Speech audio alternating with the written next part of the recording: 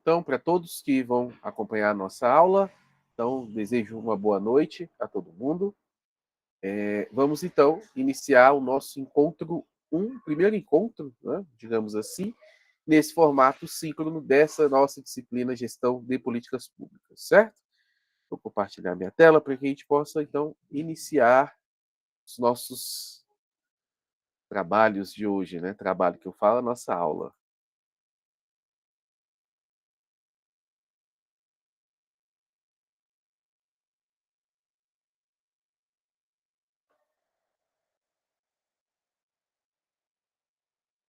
Então, pessoal, esse encontro, tivemos já a nossa web boas-vindas, né, nesse formato síncrono, agora é o nosso encontro 1. O que nós abordamos, né? Qual é a nossa ideia aqui, assim como eu já tinha falado na nossa web boas-vindas, a gente vai focar aqui nas 2 primeiras webs que estão disponíveis para vocês. Acredito eu que já tenham assistido. Se não assistiu, peço a gentileza que assistam, porque é importante para dar sequência aqui dentro, né, dessa nossa disciplina, seguindo rigorosamente a nossa ementa.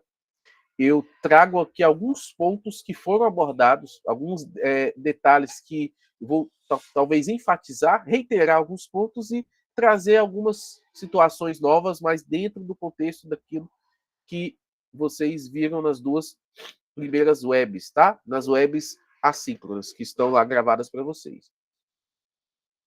Estava falando aqui antes de gravar para a Yane, estou aqui meio hoje num sacrifício naquela iniciozinho de uma gripe daquelas que derruba mesmo. Mas, se Deus quiser, vai dar certo aqui. Nossa disciplina, gestão de políticas públicas, né? Vamos, né, sempre estar abordando, falar de política e falar de gestão e a gestão das políticas públicas no nosso país. Tá? Vou hoje trazer situações futuras sobre gestão de políticas públicas. Nós vamos ver que a situação não é nada favorável para a gestão de políticas públicas. Vou reiterar alguns pontos que vocês estão vendo aí, termos conceituais, e nós vamos sempre falar de política.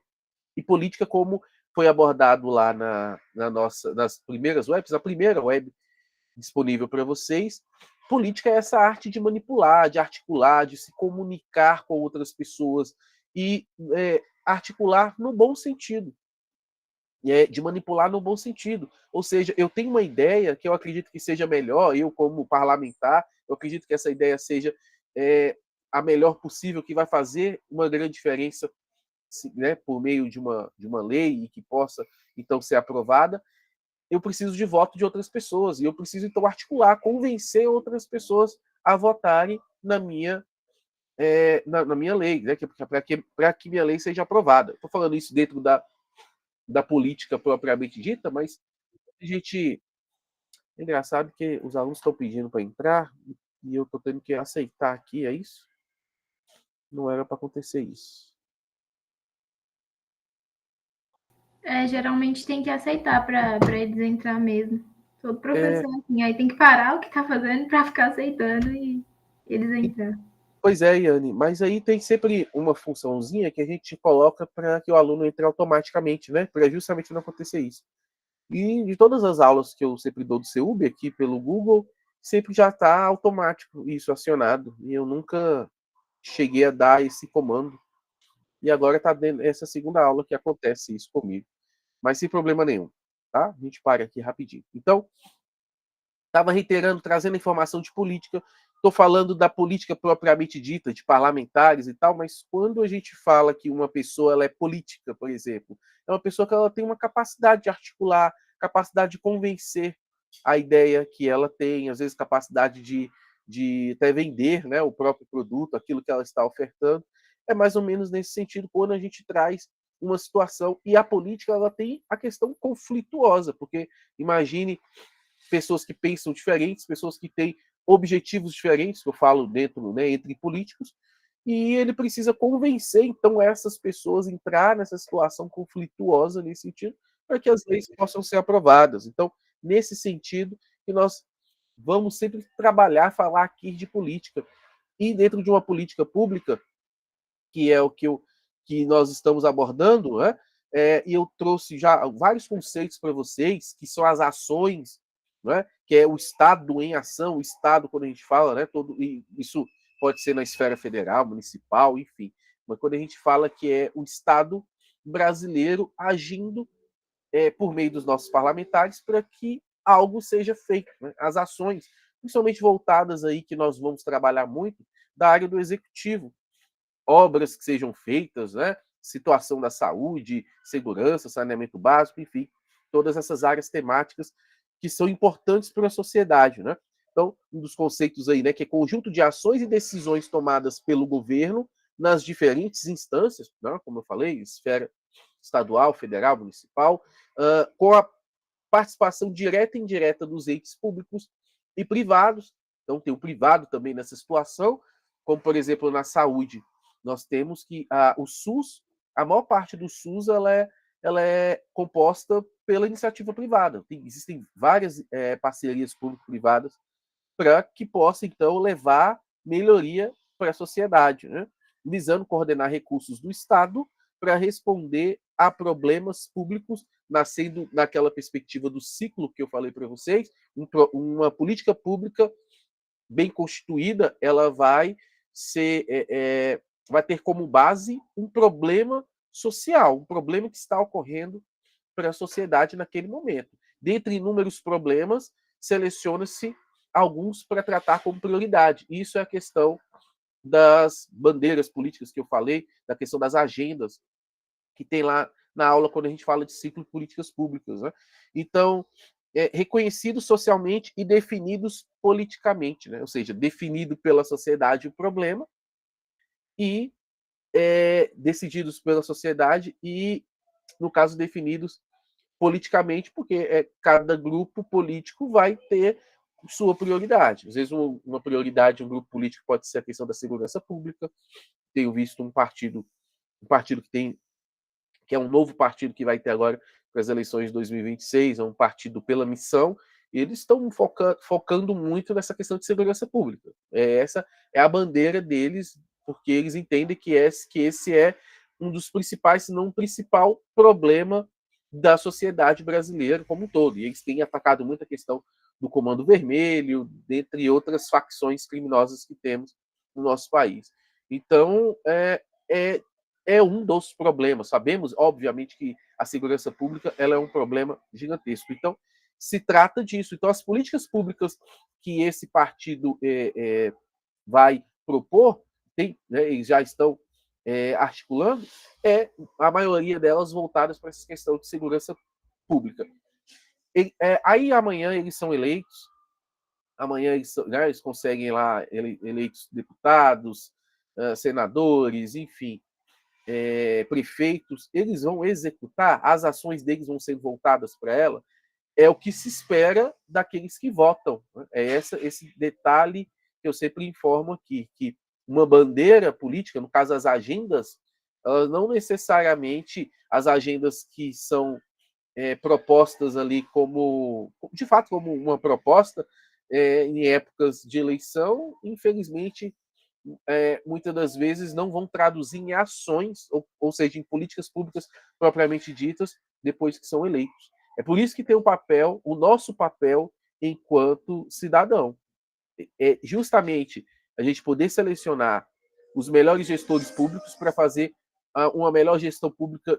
E aí, quando a gente trata essa questão de esquerda e de direita, que essa tecla tem sido batida muito aqui no Brasil, independente de esquerda e de direita, eu sempre acredito, eu como professor, que os objetivos, eu chego sempre à conclusão que os objetivos eles são bem próximos. Objetivo no sentido de que os dois lados sabem dos problemas sociais existentes, sabem exatamente dos problemas que nós temos, né, da maioria deles. Agora, as grandes diferenças são nas ações propostas. Qual ação tem que ser determinada para poder, então, resolver um problema de uma área temática específica. Esse aí que vem as discussões, aí que vem toda a questão, às vezes muito carregadas por questões ideológicas, carregadas por questões com base conceitual, com base em autores, que é o que tem que ser. A gente tem que tomar a decisão independente do gestor, ele tem que tomar decisão com base em evidências, com base em estudos, para poder, então, resolver um problema público, levando sempre em consideração que as decisões de um gestor público têm que ser com base na eficiência.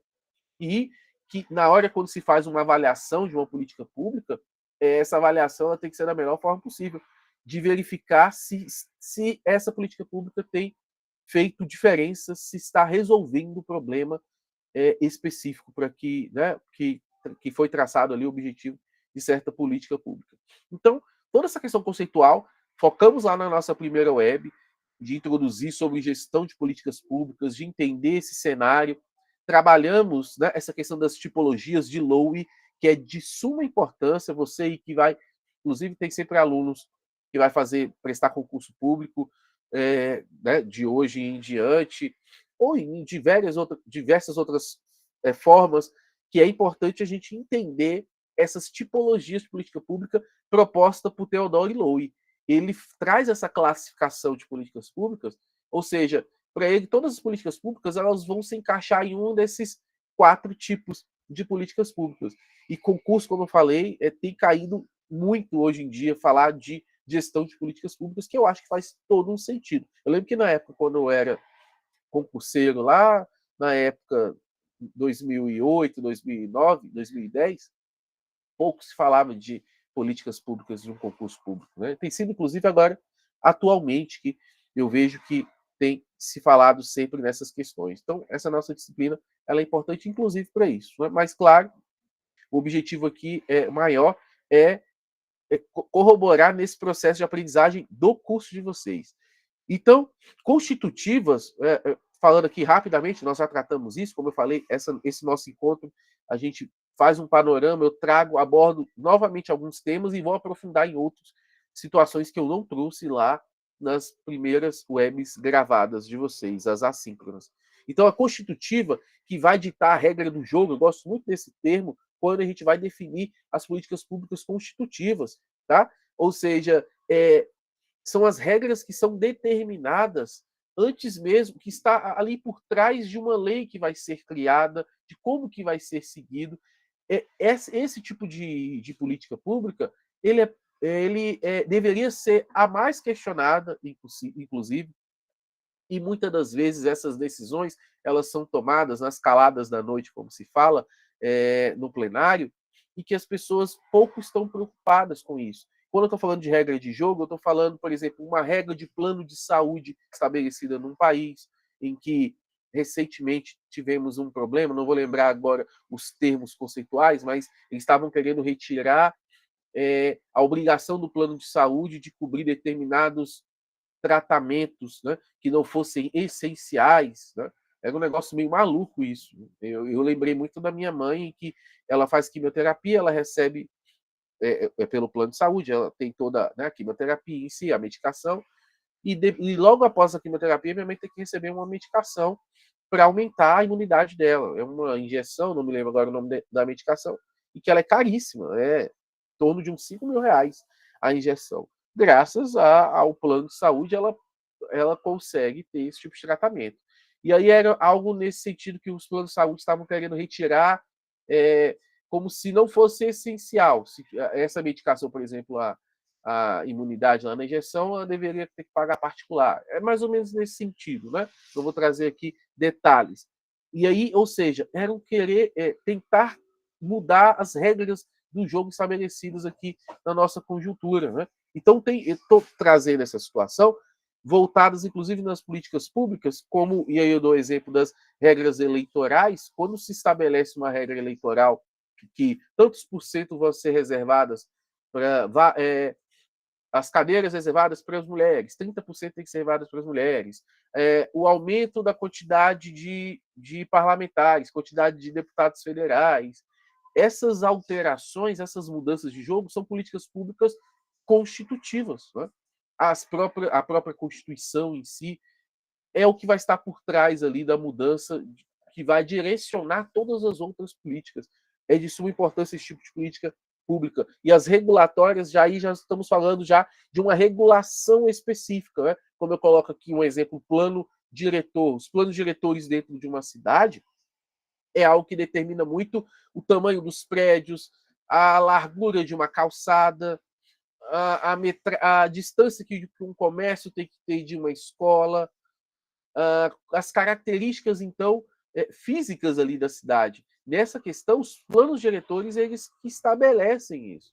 E isso é algo que os imóveis tombados de uma região, aqueles imóveis que não podem sofrer, né, grandes alterações, precisa da autorização ali do Estado, por acaso vai fazer inclusive uma reforma específica.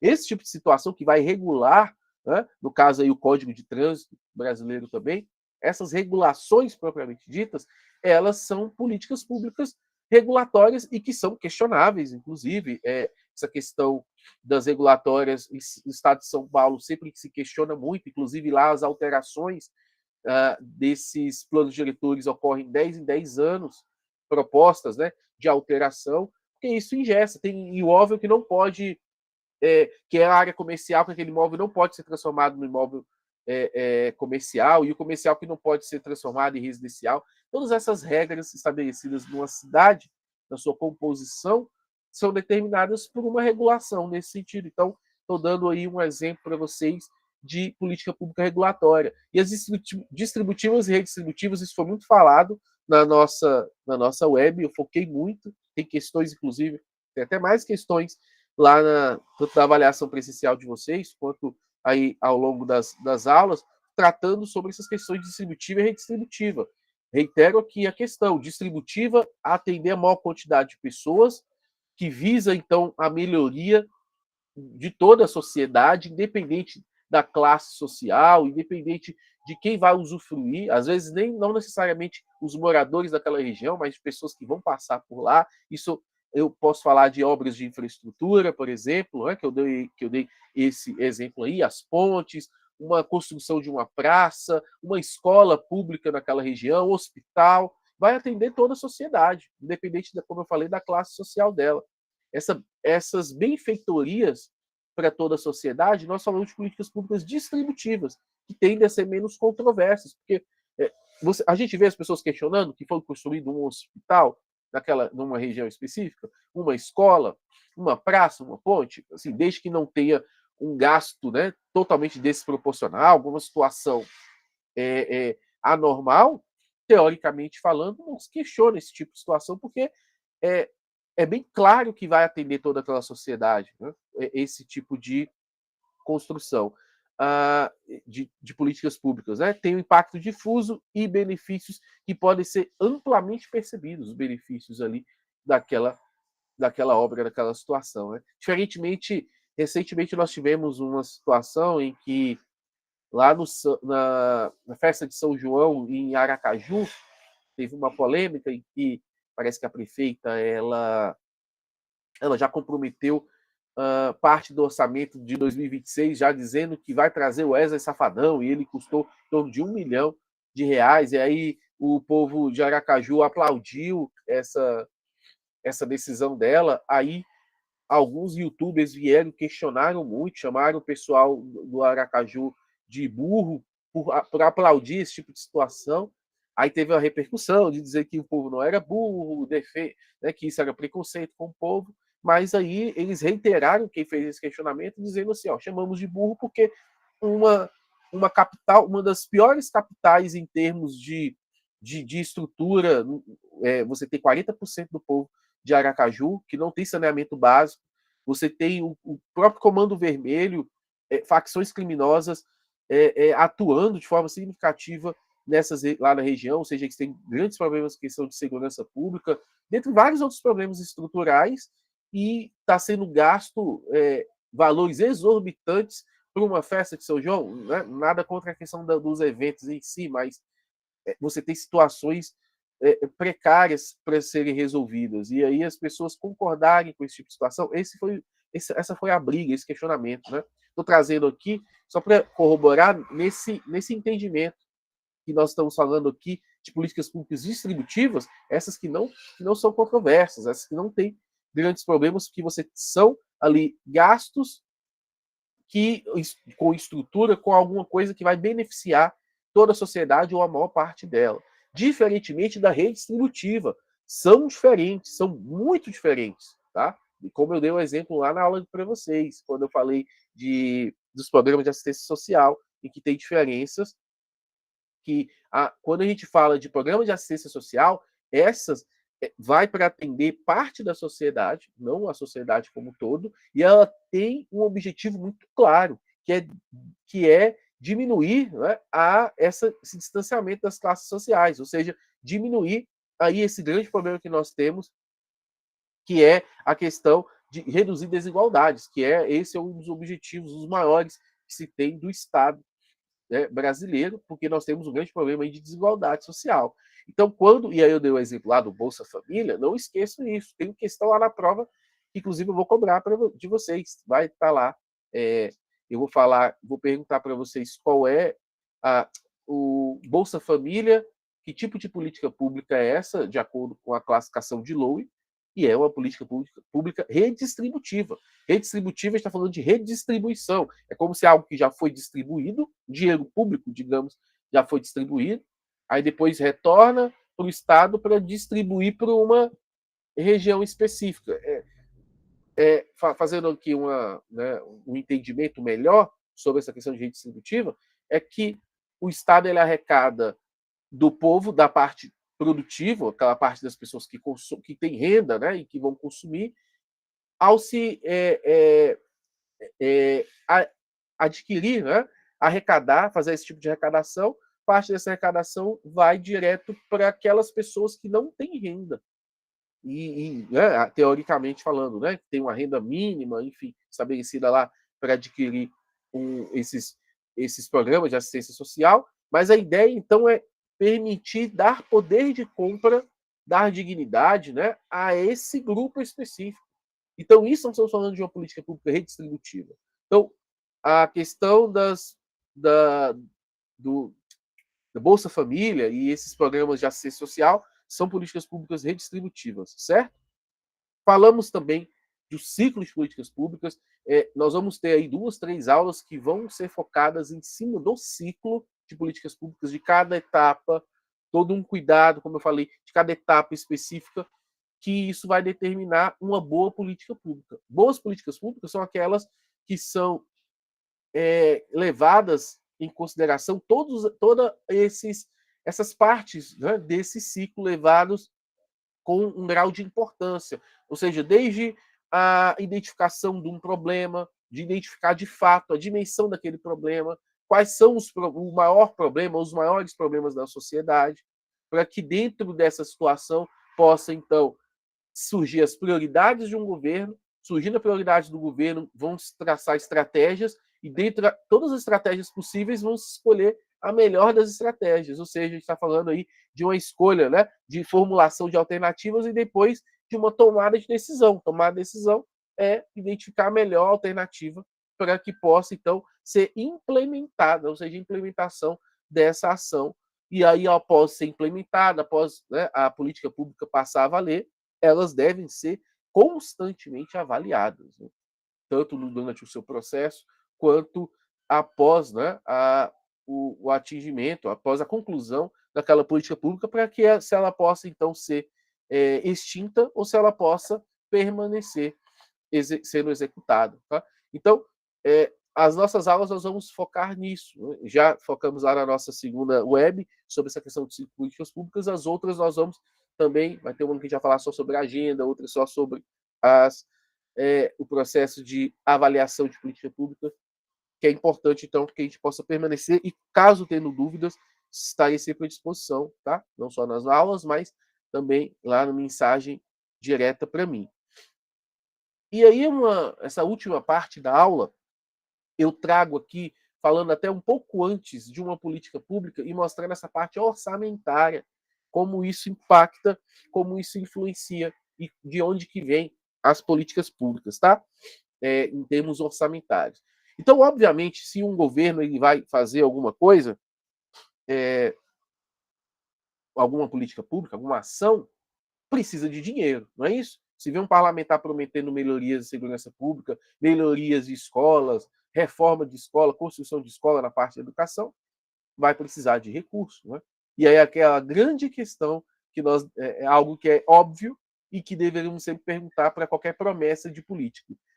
Vai ter orçamento para isso? Hoje em dia há orçamento para isso? É possível ser feito isso? Isso é a primeira questão. E por que eu estou trazendo esse tipo de situação? Deixa eu ver se eu mexer aqui a tela, às vezes eu saí da... Continuei. Então, por que eu estou trazendo esse tipo de situação? Para mostrar para vocês o tipo de orçamento que nós temos hoje e como que ele é rateado, esse orçamento, e levando em consideração também que como que um Estado arrecada, né? A maior parte dele via imposto, só que... Não, filha, depois. Tá bom, depois eu vejo isso. Tá bom, espera só um pouquinho.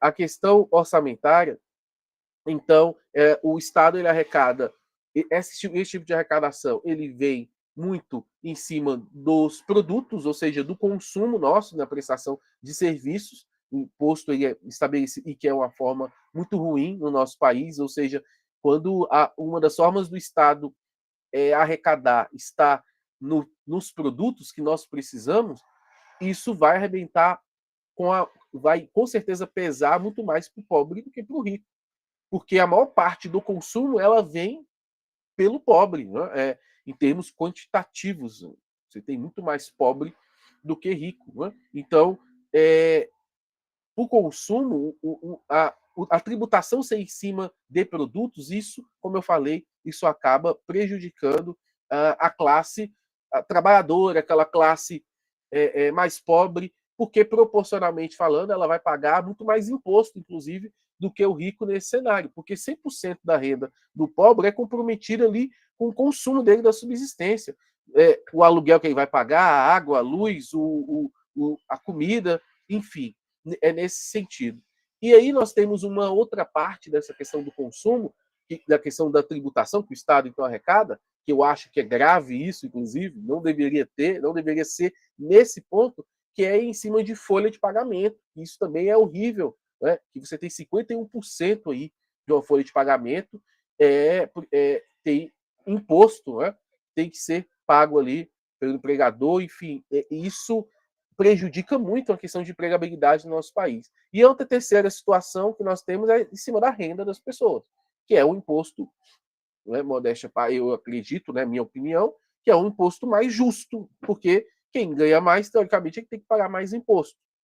É claro que a gente tem, embora seja um imposto ainda significativo, que é alto, né, 27,5%, mas comparado para alguns países de primeiro mundo é até pouco, né? Mas a questão é que nos outros países você não tem uma tributação alta no consumo e nem em folha de pagamento, né? Mas, enfim, e por que eu estou trazendo esse tipo de cenário todo? É que, então, dentro dessa questão orçamentária, do orçamento que é arrecadado, aí você vê, e aí que foi aproximadamente, eu acho que foi, não sei se tem informação aqui do orçamento do um todo, não sei se é 4 trilhões, enfim, eu não lembro aqui, em algum momento aqui que está falando, essa questão de quanto foi arrecadado em 2024 do orçamento federal, mas ele já é rateado quase a metade com juros e amortização das dívidas do Estado.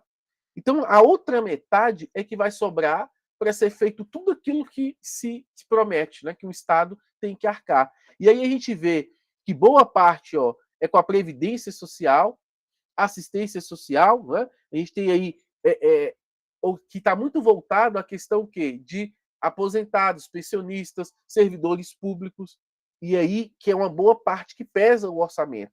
E aí a outra, né, pequena parte ali, 1/4, que sobra, é para cá com tudo, com saúde, educação, saneamento básico, inclusive com políticas públicas. E que política pública ele é um orçamento discricionário.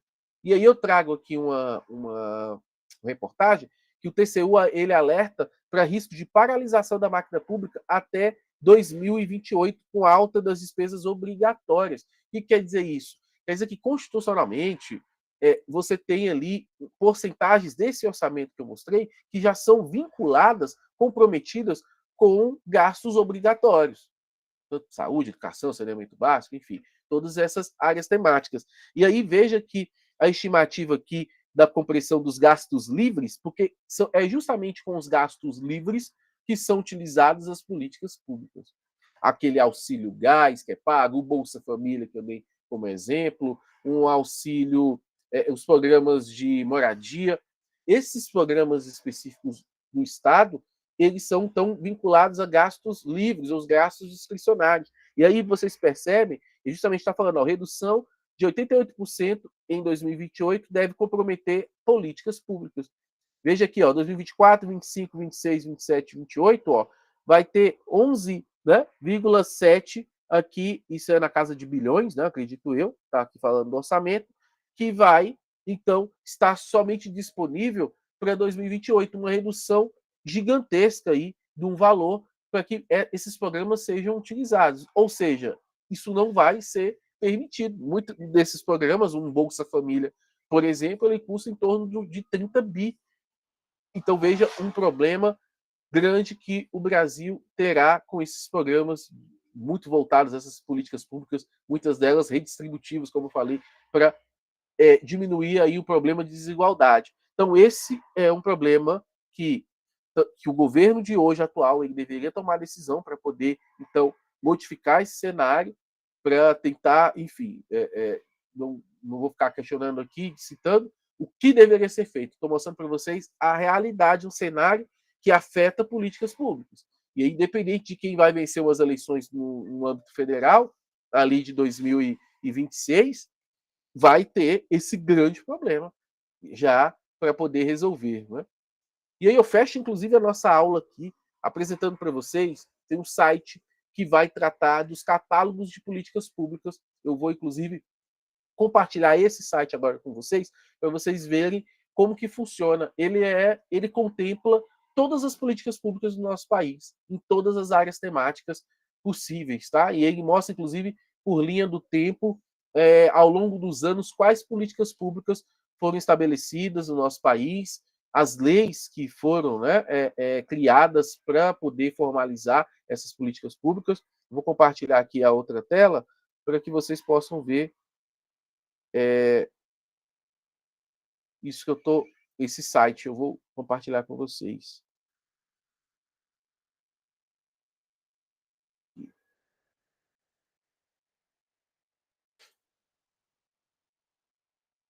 O site, então, né, é o catálogo.ipea.gov.br, né? O IPEA, que é esse Instituto de Pesquisa Econômica Aplicada, é um instituto que vai sempre fornecer indicadores, justamente para gestores públicos, para que eles possam, então, tomar melhores decisões, né? Fazer melhores escolhas. E aqui no site, então, do IPEA, mostrando aqui a questão do catálogo, ó, nós temos as políticas públicas separadas por área temática, por linha do tempo, consulta, por exemplo, clicar aqui em área temática, vai mostrar as áreas que eu sempre falo aqui, né? Questão de saúde, saneamento, assistência, defesa nacional, cultura.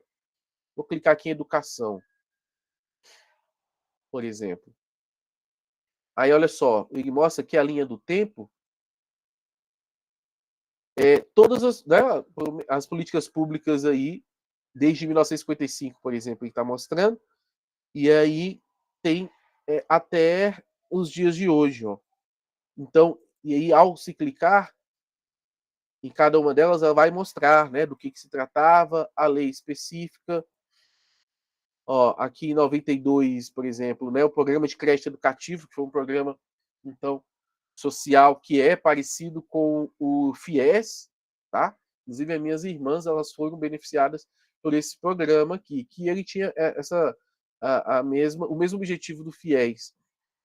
Aí, a Política Nacional de Educação Ambiental, a Política Nacional de Biblioteca na Escola, o FIES vai estar bem aqui, 2001, 2002, 2001, ó, financiamento, Fundo de Financiamento Estudantil, ó, se eu clicar, por exemplo, aqui, ó, acessar, aí vai mostrar para vocês justamente a data que foi criada, qual lei, né, é a Lei Ordinária 10.260 de 2001, enfim, a área voltada para o ensino superior, aí, enfim, mostra, né, já os objetivos, ó, que é destinada à concessão de financiamento a estudantes de cursos superiores não gratuitos e com avaliação positiva nos processos conduzidos pelo Ministério. Enfim, é interessantíssimo eu mostrar para vocês, então, esse site, porque ele vai contemplar políticas públicas. Nós vamos, inclusive, tratar de outros assuntos depois e que nós vamos fazer referência, então, a esse catálogo. Ele vai ser, então,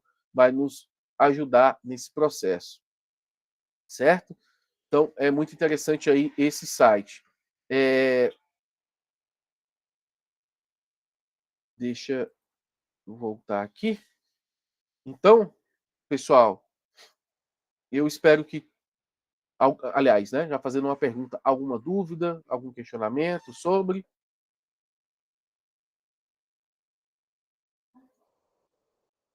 Então, eu agradeço aí, tá? A Iane, ao Lucas, ao Pedro, a Ciana. Obrigado aí, Lucas, viu? Fico à disposição de vocês, tá? Ao longo da nossa sala virtual. Qualquer dúvida, estou à disposição. Beleza, pessoal? Muito obrigado por terem assistido aí até aqui. Tá bom? Fique com Deus e boa semana a todos. Valeu, Lucas. Um abraço.